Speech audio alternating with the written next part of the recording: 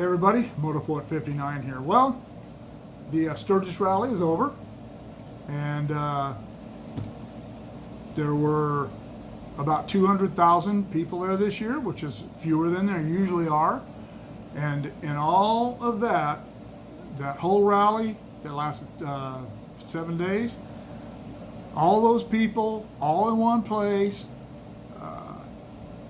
no violence. No one was killed. I'm sure a couple of fights broke out. It happens. You get that many people together, but it wasn't over some cause or anything. A couple of guys getting drunk, somebody looking at some other guy's woman's boobs or something, somebody talking bad about somebody's bike. Who knows? It happens. Probably some women got in fights for the same reason. But the arrests that were made, the last time I checked, there were about 10 or 15 more arrests this year than there were last year. Most of those for public intoxication, some for riding while intoxicated, and a couple for things like fighting. But it was no different than it ever is. All those people in that one place, doing all those things, all that booze, probably a lot of drugs, all that, and no violence. The BLM, on the other hand, can't put 4, 5, 6 people together without breaking something, burning something, or throwing things at people or accosting people. They can't do it. They're incapable of it. You know why? Because that's what they're being paid to do. There may be people at drop down levels who aren't the ones actually being paid to do this, but they've seen so much from the people who are being paid to do this that they believe that that's what they're supposed to do, so they cause problems. And the bigger the group is, the more BLM and Antifa persons who get together, the more problems there are, the more property is destroyed, the more assaults happen, the more killings happen, freeways get closed, and none of that happened during the Sturgis Rally. And that's because the bikers are all going there for the same reason, to have fun. The Hells Angels are there, the Mongols are there, the Vagos are there. All these groups who are sworn enemies out in the world that hate each other and will start problems with each other should they be in the same vicinity, don't do that at Sturgis. And they all have especially the Hells Angels, have a pretty good contingent show up at Sturgis.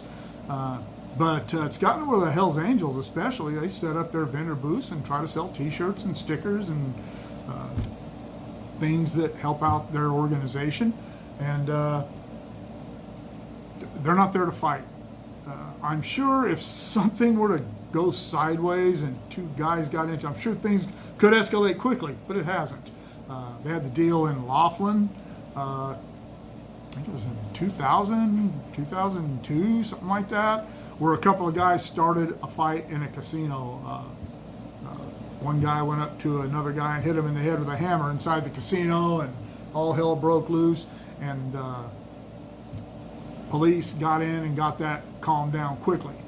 But it hasn't happened since, and I don't recall it having happened prior to that. I didn't start riding my Harley until 2002, so I didn't keep up that kind of stuff. But bikers who are notorious for not having a problem with trouble are still able to go somewhere like Sturgis of one mind and one accord, go there to have fun, enjoy the scenery, enjoy the beauty, enjoy the biggest motorcycle rally in the United States. It may be the biggest one in the world. I don't know, maybe Europe has some bigger ones, but I doubt it. A place people come from all over the world to go to Sturgis. They certainly come from all over America. I myself have never been to Sturgis. I don't care if a crowd's that big. I may go to it once just to say I did, but if that kind of thing really isn't my thing, even though I know I'm going to be relatively safe there. I'm not on anybody's hit list.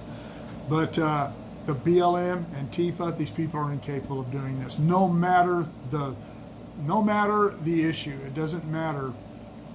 They're always just looking for something to riot about, and bikers aren't. They're not always looking for a fight. They're not always looking for trouble. As a matter of fact, they are rarely in that frame of mind. I've been to the Reno street vibrations. I've been to Hollister. I've never seen any trouble at any of those. I've been to a couple other good-sized runs. Never, ever, not once any trouble. Walked right down the middle of the Hells Angels little parking lane at Hollister one year, and I was just gazing around. I didn't really even notice where I was, but they never gave me a second look. It wasn't, they're like, hey, get out of here, you're not wearing our patch. They're just, whatever, man. They're not there to start trouble. I'm sure if I would have infringed on somebody's territory, they may have said, hey, you're not supposed to be here. They're not going to come up and hit me in the head with a pipe or shoot me over it.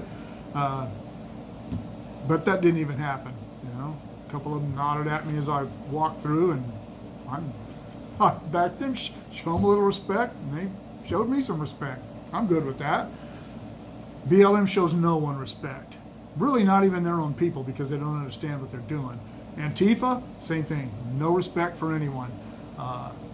Anyone who is not 100% down with their message is going to be shown no respect. They're going to respect your opinion, your position. They're not going to respect your family. They'll respect nothing, because that's not what they're about. I don't know if you ride or if you don't even like motorcycles, but you can't deny that bikers aren't the problem. We're the ones out here doing huge charity work. Even the Hells Angels do a lot of charity stuff. You know, they're trying to clean up their image, and they're going about it the right way. They haven't started any trouble or been involved in any big brush-ups in quite some time, and they're trying to clean up their image. The BLM, the Antifa, they are not interested in their image. They're only interested in their message, and that message is elect Democrats, get rid of Trump. That's their message, because that's the message that George Soros and his ilk are paying them to push. They're not paying them to push agendas to help black people or poor people or single moms or anything else. They are pushing the leftist agenda. But anyway, what do you think? Think I'm all wet? I don't think I am.